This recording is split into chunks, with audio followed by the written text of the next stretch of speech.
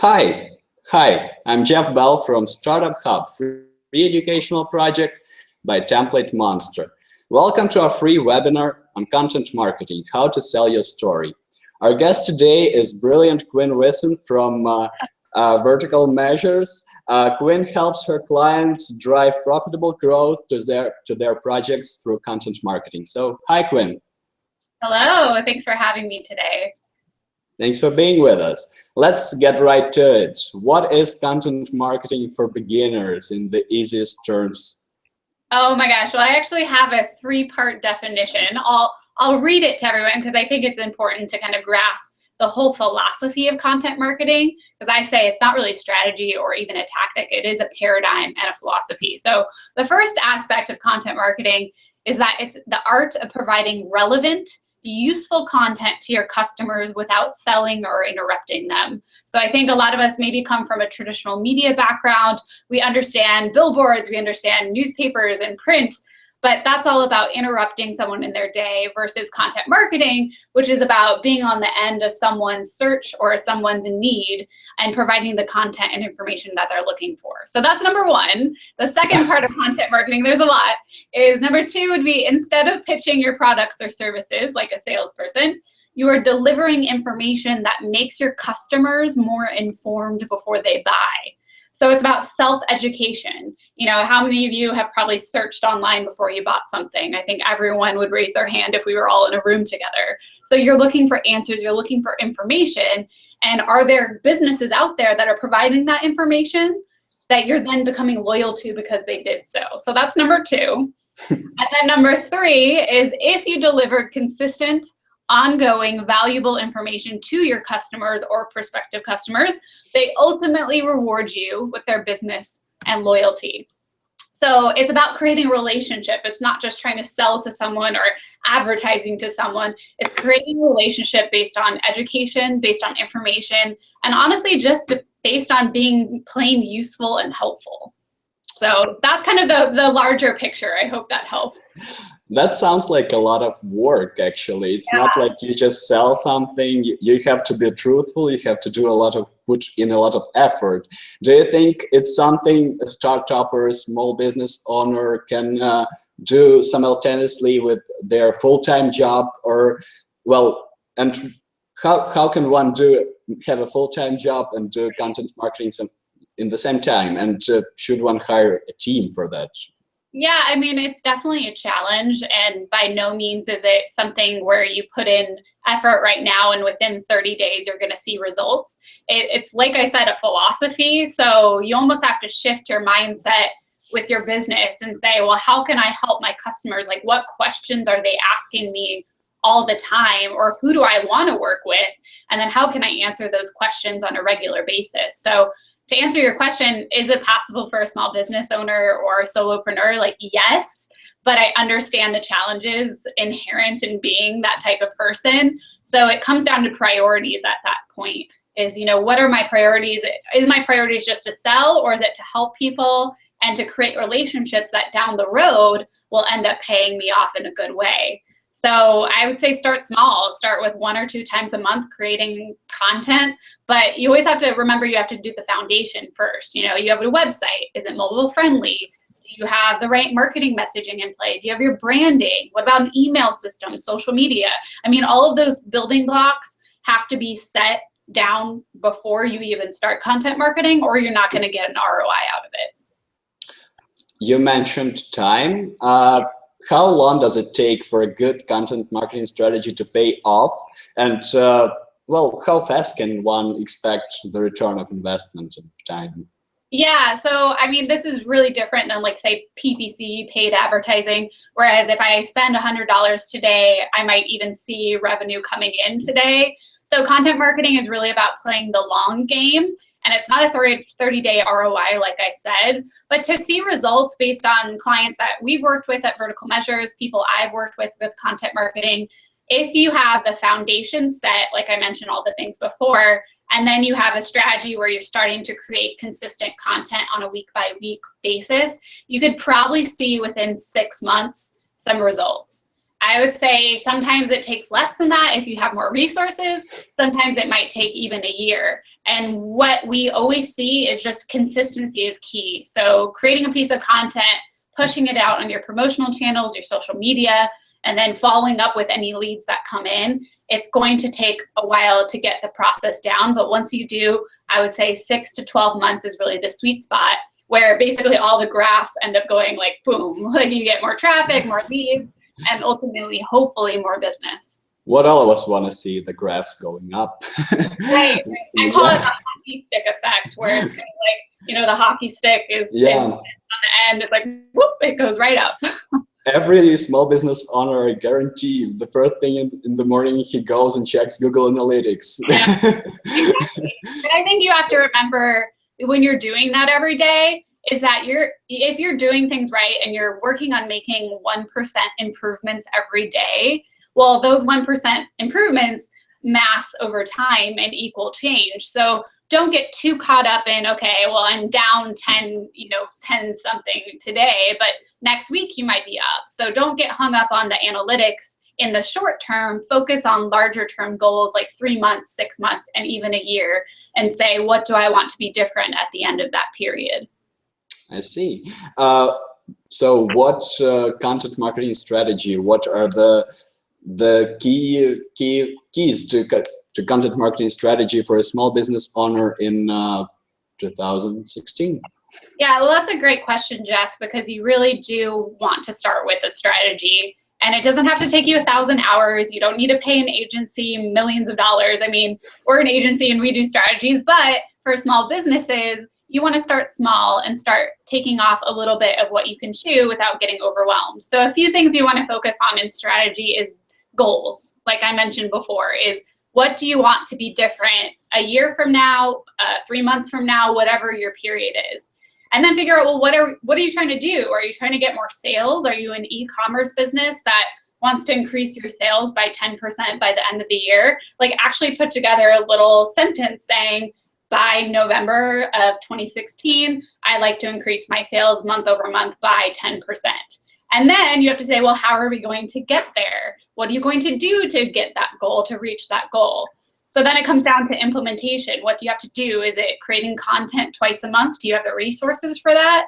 Who do you need to hire? Do you have someone in-house? Or maybe you need to talk with a freelancer. So think about goals, your resources, how you can get things done.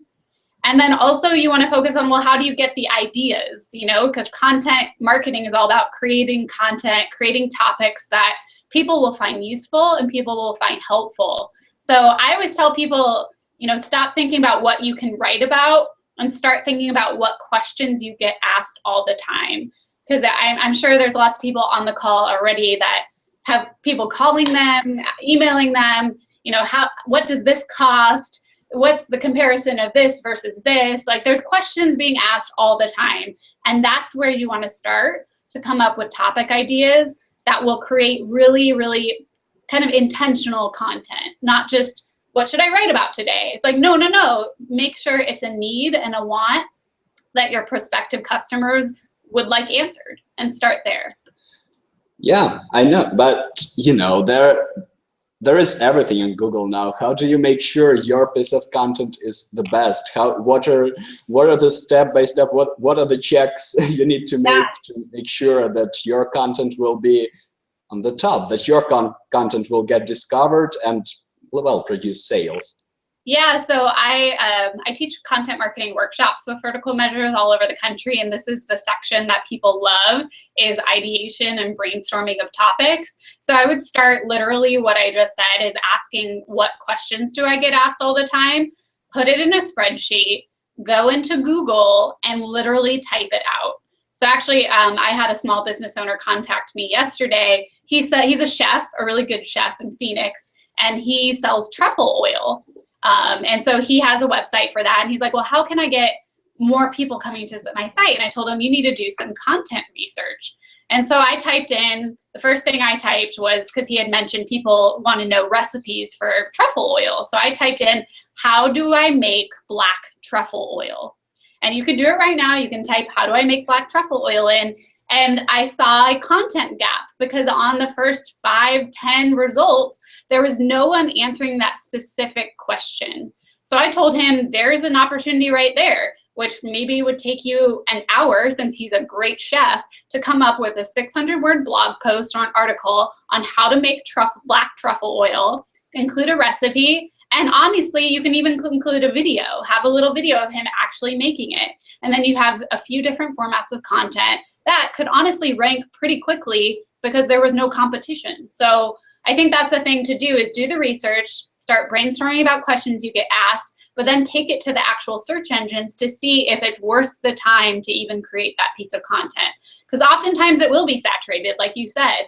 You know, there's tons of, like, actually the opposite of that was how to make truffle oil, and there were tons of results for that. But no one had described how to make black truffle oil, which was something he sells. So it's really weighing in what's the competition, what's the traffic volume, and is this answering a need that my customers are looking for? What do you think is the perfect content in the 2016 then? Is it text, is it video, is it a banner on Pinterest? What generates most traction, most sales in your experience? What's the trend in 2016?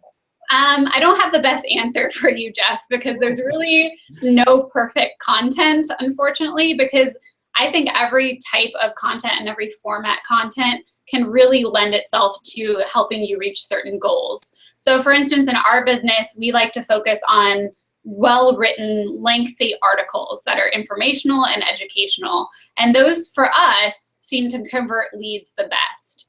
And same goes for free guides or white papers, where it's something where it's gated behind a download form. Someone gives us their information to download. Those do really well for us. But I've seen businesses that 1-minute videos do really well for them, or data graphics on Pinterest that get distributed from their website. So I think you have to actually think about what's the best content format for us to reach our goals, and also not to pinhole yourself into just one format. I mean, I think, I'm not a video person personally. Like, I hate them. I'm like, I don't want to watch videos. I'm sorry. Right? Sorry. I don't want to watch videos. It's just not my thing. I'm more of a scanner. I can comprehend things really quickly if it's like a good text.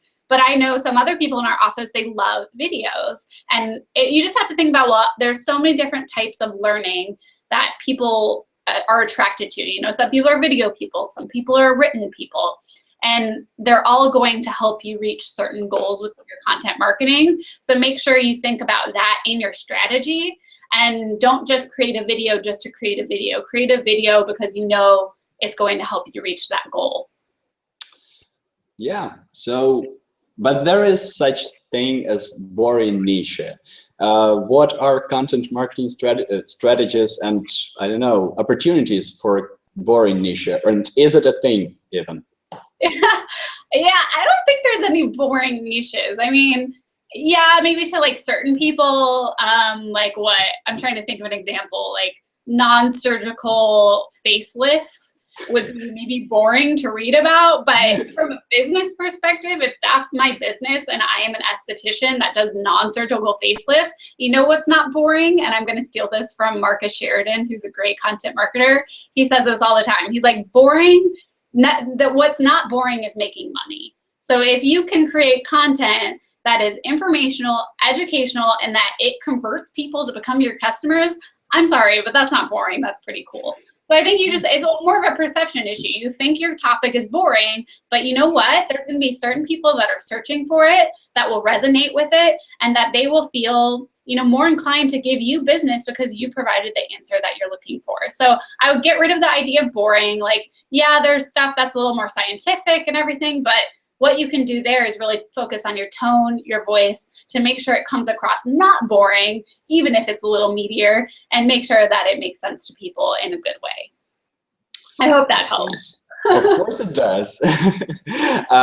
But say there is an e-commerce site, an online shop that doesn't have a blog page. Can such site use content marketing? And there is no blog, there is no fascinating content, there are just products. And if they can use content marketing, how? Okay, so there's two parts to that, I think. So yes, they can use content marketing, and I'll get into that in a second. But more importantly, they can use content within their product pages. So content marketing is more about, creating the content that is useful for people, maybe sometimes peripheral to the actual products, but product pages are actually a source of gold for content creators. Because if you have, actually Zappos does this really well, or even Amazon. I like using Zappos as an example. I bought my backpack through them, and why I did was because they had a great content page where they showed my backpack, and then they had multiple views of photos, so they had image content, but then they had a video content of someone, a real person, not like a model, a real person that worked at Zappos modeling the backpack, turning around and everything, so that I got an idea of what the size was for that product. And then they had user-generated content, so you could upload an Instagram with that product if you had it. They had reviews, they had product specs, and so it was a robust content kind of resource page for that product. So I think a lot of e-commerce sites, oftentimes they get a description from the manufacturer and they just put it on their pages. But that's duplicated from any other e-commerce site that has that same product. So look at your product pages as a place to create unique content and to really sell the product, not just the product itself, but the experience of owning that product. So that's the first part. And then in terms of the second part of content marketing, for example, it comes to mind, there's some green cleaning companies, kind of safe, sustainable sprays for your kitchen tables or whatever, and they sell these online. Well, you have to think about, well, who's coming there to buy? Who's that demographic? Who's that person? Oftentimes it would be me, because I don't like the chemical cleaners. So what content would I or you or whoever it is be interested in because of you coming to that site? It might be 10 steps to creating a more clean, sustainable, green home or something. So there's a lot of ways to draw people in, maybe not through your products, but through a topic that they might find interesting in the periphery. There is a next question. How do you see who you're creating content for? What are the ways to imagine this person you're writing for to make content as applicable as it gets? Well, you want to start with creating a content persona. So this is kind of a mini profile of someone that talks about their demographics. So how old are they? What's their gender? Maybe there's a geographic kind of location to them. They're in the Midwest of the United States or something. And then think about, well, what's their digital comfort level? Are they comfortable online? Do they use lots of research tools to find what they're looking for? Or maybe an older person who only gets their news through a print newspaper. So start thinking of, really sketch out an idea of this person, who they are, and then how would they end up on your website. So you really want to focus on that content personas, and you can have multiple. I was in a meeting with a client this week, and they were saying, well, we mainly just have this one type of audience. And I said, well, what about these X, Y, and Z that are completely separate? And so I said, you want to make one for each of them so that when you are creating content, you understand, who am I talking to? How can I adjust my messaging and tell my story in a different way that they will resonate with? And then that will guide your strategy and all your content creation from there. Nice. Do you think in 2016, for a small business owner, is it enough to have their business on social media, or is website a must? So yeah, it's definitely not. Or should you go with an app, because this rivalry is there now, apps versus websites. And I think we should throw away the rivalry, because it's not enough to be on social media, because social media is not something you own. Like when you build up your Facebook and when you build up your Instagram, you're not building up a platform that you own. Like that could go away at any time. They can change their algorithm, which happens weekly almost with Facebook and Instagram, and that could change your whole business. So I would try to frame social media as a promotional or a distribution tool. It shouldn't be your home base. You should always have your own owned domain, your own website, your own content, but then use Facebook, use Instagram, use LinkedIn or Snapchat or whatever as a way to promote your business, promote your content, promote whatever it is you're promoting, or also distribute your content as well. So I think everyone loves social media, but at the end of the day, it's really a tool. And for example, with Facebook and Instagram, they're a public company now. So they have to report to their investors that they're making a profit. So that means they're changing things all the time. And to get angry about the fact that they're changing things and you're not going to show up as high as you used to on their newsfeed, well, that's kind of a moot point because it was never your platform to begin with. So yes, definitely always have your own property online. Okay, then, but for example, a Facebook post, can it be considered to be content for your business? Or should you just blog on your business and post the links to get people on your website? Or is it enough to have great content, get great piece of text on your Facebook and people just get interested and go and search you? I would say both. I wouldn't say you need to do either or like completely, but for example, LinkedIn, they have a great publishing platform, and oftentimes we'll publish something on our blog and have it live there, but sometimes we say, okay, well, it'd be great to have this live on LinkedIn. So we do both, and I don't think you necessarily have to only do one. I think you definitely always want to be focusing on your own platform, but I think even Facebook is releasing this thing called instant articles pretty soon, which will pull your RSS feed and have the article kind of live within the Facebook design and everything. So I would say just don't pigeonhole yourself to just one. It can live there, but more often than not, when you have your content living on your own website and then you're linking it on Facebook, that becomes a social promotion tool. Whereas if it's living there, hopefully you always include a link back to your website as well. Got it. We'll do it. What are the tools to measure the content marketing efforts? For example, how do you measure how many people, for the beginners, how do you measure how many people came from your Facebook post? And what are the other tools besides the Google Analytics you use in your experience? And yeah, how to measure how your efforts work?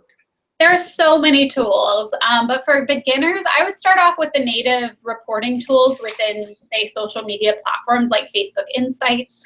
Pinterest is starting to have some, LinkedIn has some insights. So start looking at that and start saying, and that really gives you a good idea of what is resonating with people. What are they engaging with? What are they like? What spurs conversation versus just spurs clicks? So start just looking within the native tools. And then if you have an email program, or if you don't, you should set one up. I like MailChimp quite a bit, and it integrates nicely with WordPress. But you can start seeing more engagement there as well. And then obviously Google Analytics is great. If you're further advanced, like we use HubSpot, which is a marketing automation tool, so we can actually track all of our visitors and see what pages they viewed and what forms they filled out. But if you're just starting out, always Google Analytics. Use the native reporting within social media. And then if you have some social media monitoring tools like Hootsuite or Buffer, they give you some good insights as well. Yeah. I wanted to ask, if you're not a part of this buzzing content marketing community, is it possible to reach masses? Is it possible for a small business owner that has nothing to do with content marketing and marketing whatsoever to market out of his niche, to reach people, to reach masses basically for free? What are the free tools to promote your content and or your product? And what are the paid ones? Maybe if you're on a tiny budget, what can you use? What brings most result in your experience? That was a loaded question. Let me see. So can you, if you're not in the content marketing industry at all, use some of the principles to accelerate your business? Absolutely. I see it every day, all day. I've seen small yoga teachers that just have a small studio use content about different healthy foods, different stretches that they can use. And I think really, to answer the question more simply, it comes down to changing the paradigm to being helpful. How can you be helpful? How can you create a system of providing useful information that then draws people in so you create an audience and a network? So then your second part, I think, was about free tools. So, I mean, social media obviously is a great place to start. It's, you know, if you start connecting and networking with people on Twitter and find people within your niche, like say if we're using this yoga example, if you can find other local yoga teachers or studios or even, you know, within your country, start creating connections with those people, and, you know, you'll have a network of influencers pretty quickly. And then if you have a small budget, for example, I have an organization that I probably put $5 to $10 behind my Facebook posts. And instead of it reaching 400 people, that post will boost until like 4,000 people. And then if it gets some momentum organically or even through a little bit of paid promotion, it can be shared a lot and more eyes can see it. So you don't have to have thousands of dollars to promote your content.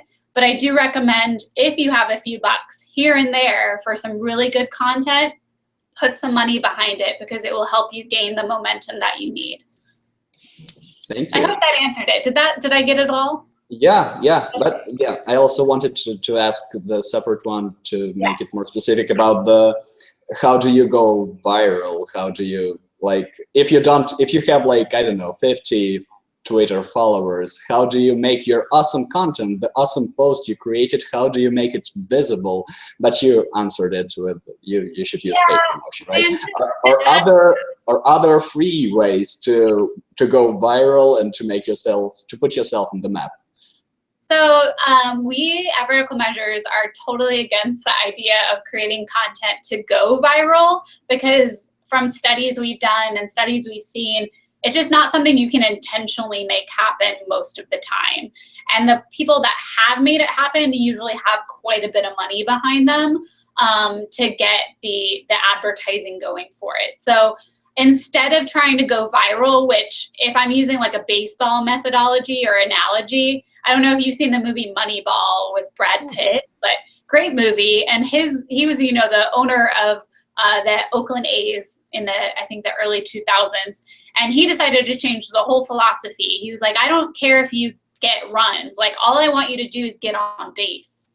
Because the statistics said that 1 in 4 at times that you're at bat, you get on base. So that's 25% of the time you get on base. I think it's about 1 in 36 is a home run, so the odds are lower. And then 1 in, I think, 1,700 at-bats is a grand slam, which is when you get all of them in. And that is what I would consider a viral hit. And it's very rare. It doesn't happen. And for small business owners, entrepreneurs who are just starting out, just focus on getting on base. And that really comes with coming up with topic ideas, hundreds of them in a spreadsheet based on questions that you're getting asked, and then starting to create that content on a regular basis. That's great advice. Yeah, so don't aim for the grand slam. Yeah. Yeah, so very often people get confused as to what's the difference between inbound marketing and content marketing. Is there a difference, if any? And if not, should a startup use them both? Yeah, so that's a tough one, because I think inbound marketing is kind of the greater philosophy. And the reason that it was there is because of the outbound sales philosophy that was prevalent for a long time, where you pick up the phone, you make cold calls, and you try to make sales with people that you don't have any relationship with. So inbound marketing is, instead of doing the outbound calling and all of that, is to attract people and to draw people in. It's kind of a pull approach versus outbound marketing, which is a push approach.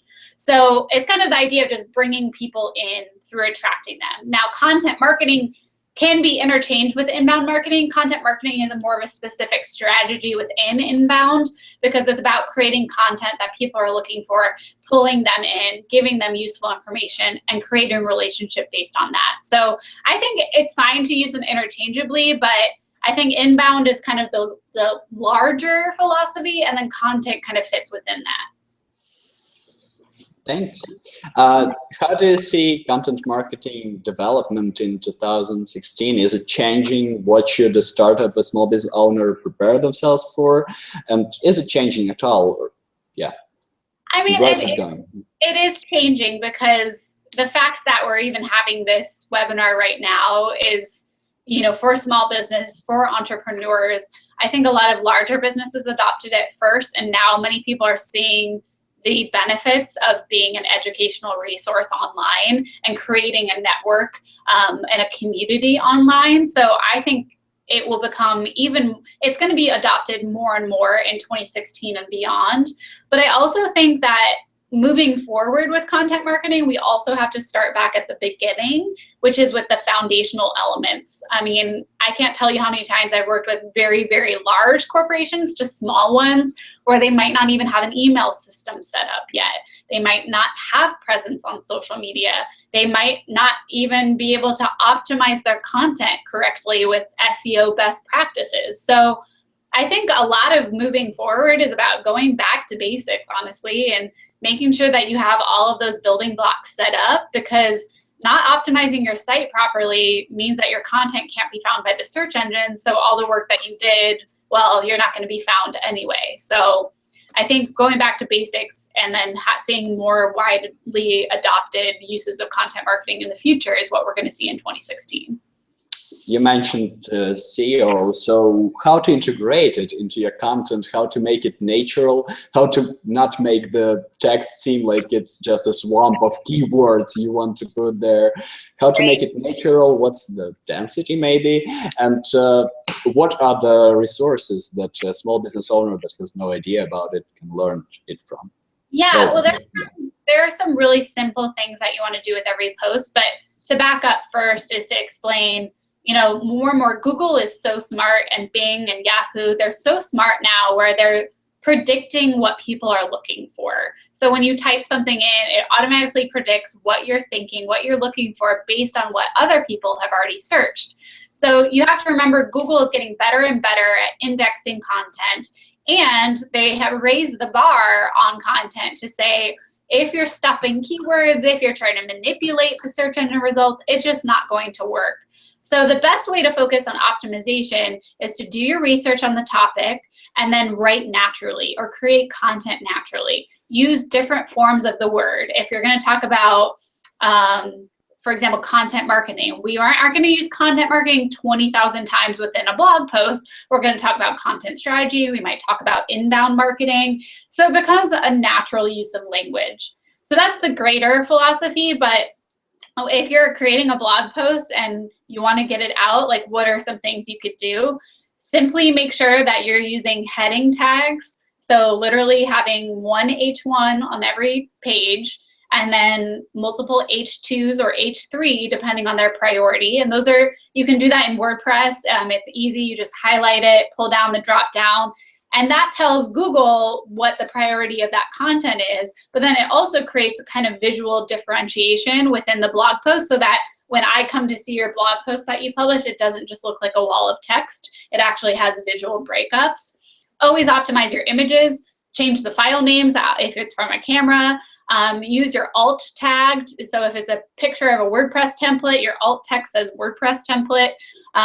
Make sure it's not a huge file. Page load speed is important. So there's a bunch of different things, but it comes down to links. It comes down to headings. It comes down to your meta description, which is what Google sees, and then also image optimization and other content format optimization. So I hope that helps. That's a lot of concentrated content text about SEO for the beginner. You know what? It probably only should take you, if you spend 2 hours on a piece of content, this should probably take you 15 minutes.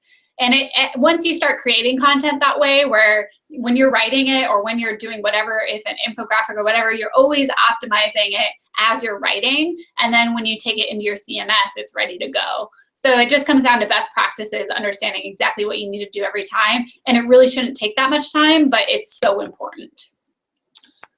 Right. Can you share one success story, content marketing success story, when content marketing worked 100% as it should have and, well, resulted in success for the piece of content or for the project? Yeah, well, I guess I can use Vertical Measures as an example. So we live and breathe and die by content marketing here. It's how we've grown our own business. Yet we do content marketing for our clients. So one example is a hub and spoke campaign that we did. We launched it at the end of last year. And what that is one of our content creators created a great checklist of how to put together a content strategy, kind of the things I mentioned before, personas, goals, all of that type of stuff. So she had this great blog post, and I said, oh, I think this would be a great download. So we designed it. We put it into about a 10-page, very simple PDF. And we created a landing page where people had to exchange their personal information to get the download. So we generated, I think we're over 1,000 leads now just from this strategy template. And some of them have also converted to customers. Since once they download, they get on a lead nurture system, which is an email system, where we give them some more resources, some more help. We stay in touch. We see if they need help. And a few of them have converted. So that's one example. I could do a lot of them, but that's a simple example of a very useful resource that we knew people needed because of us talking with our customers. They needed a template. They needed a checklist. We created the piece of content. We generated leads. We promoted the hell out of it on Facebook and LinkedIn and all of that. We did a press release, and then we ended up converting some of them into customers. So that's one example of how kind of the process can work. Yeah, so you mentioned you get people on your email list. What, in your opinion, is a perfect email campaign with long and interesting stories in it, or should it be short and to the point, informative, with the links you want them to click? Should it be long? Should it be short? Or should it be sweet? What should it be? Yeah, short and sweet is always great in email. So you don't want to do anything long-winded. Email attention span is pretty short, but I think email is one of the most powerful parts of content marketing or just digital marketing in general. It's very powerful to have something come into someone's inbox, especially if they're well targeted. But my rule of thumb with any email that I create is short and sweet. I usually use a few bullets to call out main points, imagery, and then usually it's just a path to get to something else. So we're doing a webinar kind of like this tomorrow, and we sent out 2 promotional emails, short and sweet. Here's what you're going to learn. It's going to be this, this, and this. Here's an image, and then register. So it's all about conversions, or all about providing good information in that sense. But there might be other formats that you use. Like we do a monthly newsletter, which is, an update on what's going on, anything that we find our audience might find useful. But then we also have a blog. So we have a subscription that goes out to everyone, and that would be kind of an excerpt of the blog, and then they can click to come to our website to read the rest. So I think email is great. Keep it short and sweet, and then figure out the different formats that you can do that you have time for and the resources for. But I think newsletters are the best place to start for small businesses. I see. So it's always you want people to buy your stuff. To be honest, it's always you do something for people to turn it into conversion, to turn it into sales, to turn them into customers. How long should you build relationship with your tribe to pitch something, and how to make it feel natural? Yes, you have created a great piece of content, but how can your proposal be natural in it? Do you have any tips? Yeah, I think it depends on how long your sales cycle is. So if it's just a product purchase, maybe that is a 30-day sales cycle, and you give them some good content, you follow up quickly within a couple days, you follow up more, and you keep consistent communication open. Whereas, with a B2B organization, it might be longer, and it might be something where you nurture the relationship over time, especially with larger ticket items, something that costs more. You just have to adjust depending on the sales cycle and the scale of what you're selling. But first and foremost, be useful, and then figure out what that connection is between marketing and sales, because you don't want to try selling them before they feel like they have any relationship with you. So think through all of those dynamics before asking for the sale. So do you have any UX hacks for the landing pages to increase conversion? Maybe where to put the button, how to make it look, how to make people click on it, how to make people want to look what's inside, make people want to share their email with you, because it's private info and not, well, yeah. Yeah, other hacks. I would say test everything, because you can't, I mean, I've made so many guesses and they're most of the time not what ends up being the most successful. So test every aspect of it, you know, the background color, the title, the how many things you ask. You know, if you're only giving away a 1-page spreadsheet and you're asking for their address and all this stuff, like, is that really worth it? So match the value of what you're asking with the value of what you're giving. And then test everything, just see what works, what doesn't. And then always have a great description that gives the highlights of what they are getting if you are trying to get personal information. And lastly, like you mentioned, you know, having some type of trust signal, which is what I call it, a testimonial about whatever they're downloading or giving information for or subscribing to, or you know, other things like that, that would tell them, like, this is someone I feel comfortable giving my information to. So I've read you traveled through Europe. Do you think marketing for Europe and for USA is different, and how, if people should market differently for USA and Europe or not? You know, that's a good question. I haven't worked in marketing in Europe, but I feel like the principles we're discussing today are really human principles. So I think that more and more marketing is going to be moving towards being useful and being helpful more than anything else. And I think that would apply across languages and across borders. I see. What are the mistakes you see your clients make, content marketing mistakes in general, you see your clients make, and, well, what are the mistakes that startups make most often? I think not setting a priority before they start. Because I think, you know, this takes a lot of work, a lot of resources, but you can set a priority to put 2 hours aside every week for it, or whatever you can do, and making sure that it's not something where you can become overwhelmed and then give up. Because like I mentioned before, if it's not a 30-day ROI, you need to commit to this for the long term, because it's a philosophy. So that's a big one. Also, I think one that we see a lot is taking way too much time to create perfect content. There's no such thing as perfect content. The best content that is done is published. So don't spend 3 weeks trying to make this content perfect, because it's not going to be printed. It's a digital format that can be changed at any time. So stop trying to be perfect and just focus on making progress. And then lastly, I think, is the optimization things I mentioned before, is just not optimizing your content. If you're going to spend 2 hours, you better spend 10 minutes optimizing it. Otherwise, you're not going to be found. So I think priorities, perfection, and optimization are usually some of the biggest culprits. Yeah. So in one of your interviews, I listened to, you said that there is no lack of time, but there is lack of priorities. So right. The priorities for the startup in the first year and a half would be to do what? To build up an email list, to build up trust with their email list, or what would it be? Yeah, that's kind of a snarky answer I said, is why people are so challenged. And I loved it. Yeah, it's not really a lack of time, it's lack of priorities. Like, you will make time if something is your priority. And it doesn't have to be content marketing. Maybe you start small. Maybe it's, like you said, building up your email list. But how are you doing that? You know, how are you getting emails? Like, you have to be providing something in return. So for a startup, you know, kind of getting going, I would go with the big picture, is what problem are we trying to solve? And how can we help whoever we end up working with, who ends up hiring us, buying our product, what can we help them with?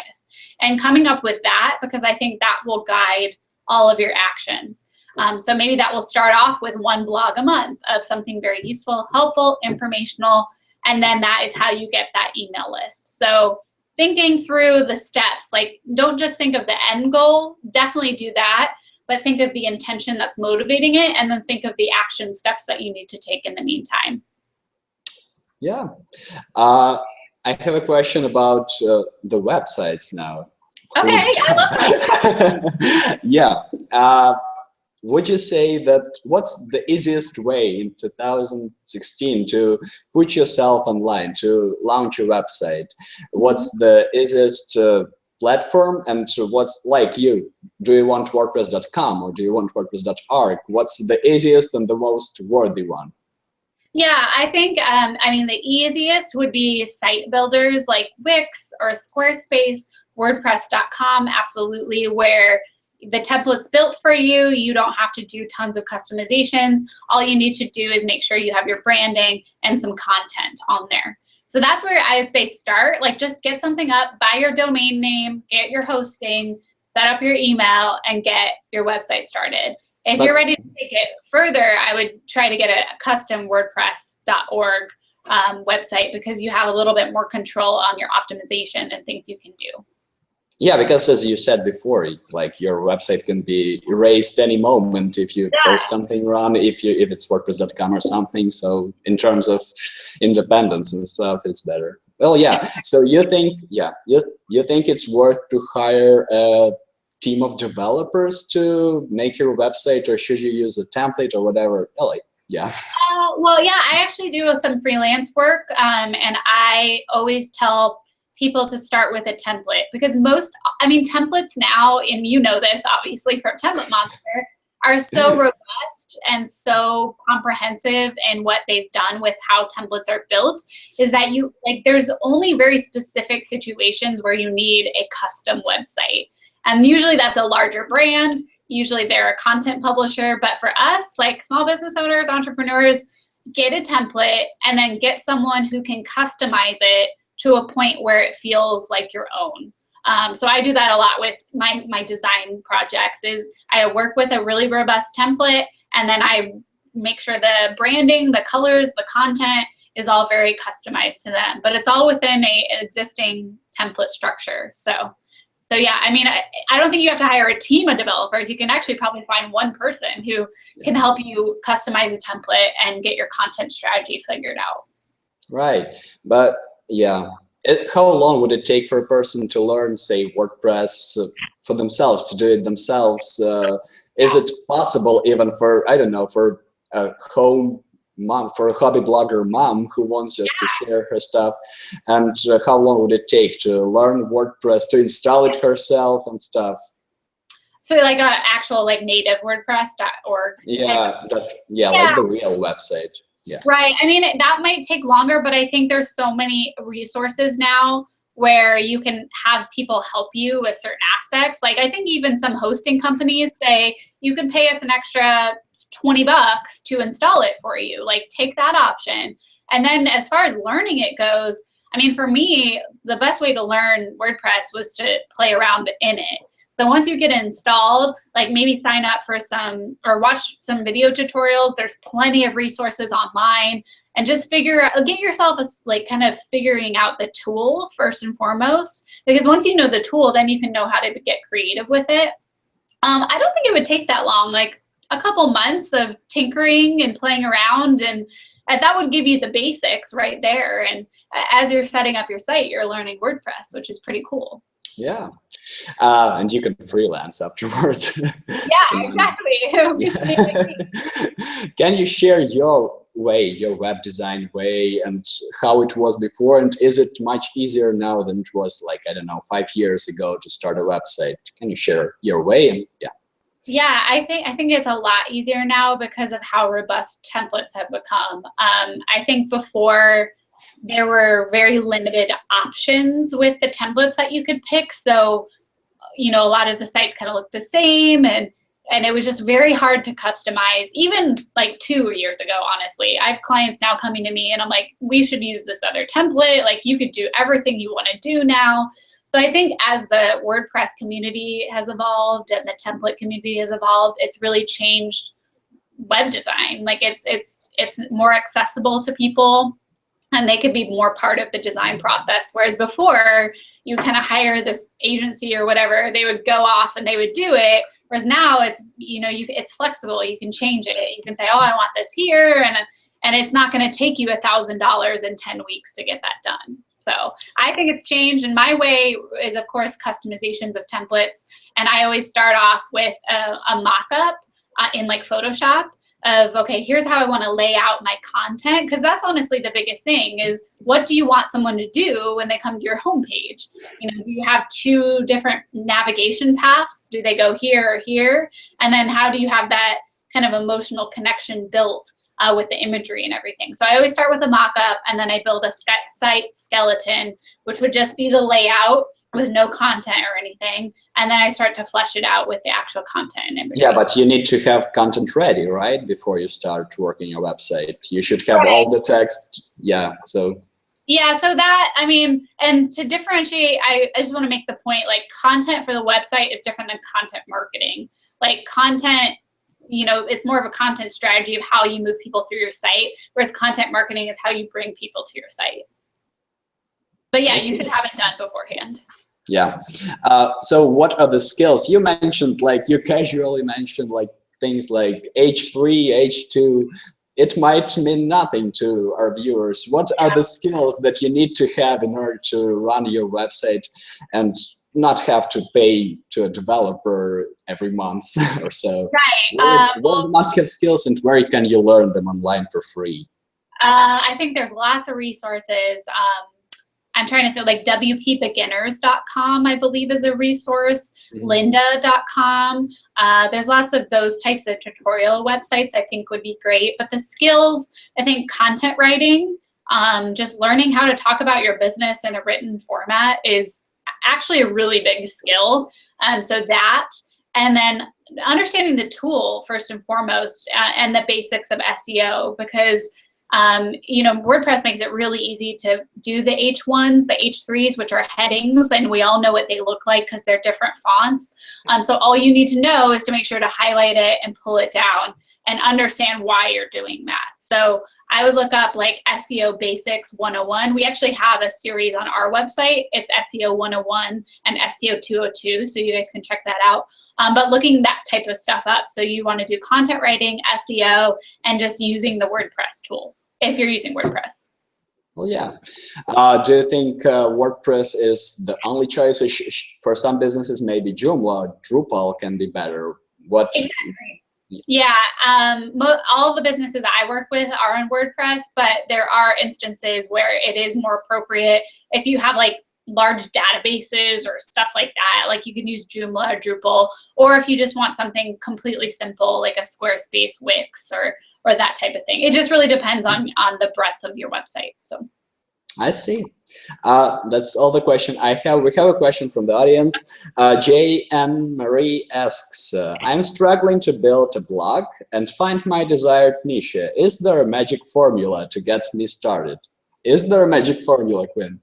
No, but I want to be helpful. So sure. I think the best way to get more momentum with your blog is to have an idea bank of topics, so that when you sit down like every week or whatever to create your content, you don't have to stare at a blank screen. Like, you know, this week I'm writing on this topic, and by Wednesday it's going to be in my CMS, and by Thursday it's going to be published. So I think, you know, that's often the biggest struggle for content creators is, what should I write on?